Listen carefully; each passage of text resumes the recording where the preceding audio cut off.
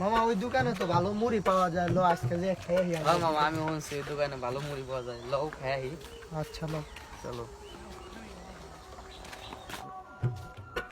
দাদা দুটো সেটা ভাঙা ঝালমুড়ি দেন, আপনার ঝালমুড়ি নাকি অনেক স্বাদ দাদা। দিচ্ছি দাদা দিচ্ছি। ওকে দেন দাদা।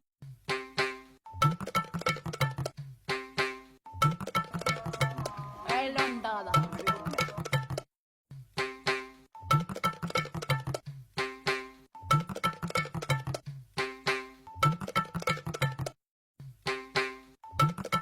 মামা মুড়িটা তো সেই।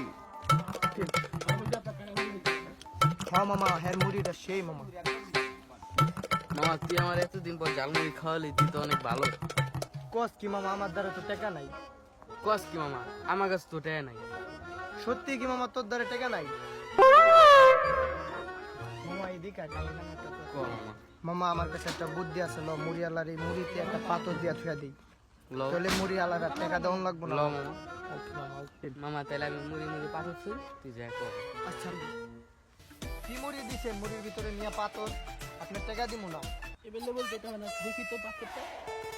এই মেয়ে দেখেন এই যে মুড়ির মধ্যে পাথর মিয়া। এটা তোমার পিছন দিয়ে দিয়ে দেই।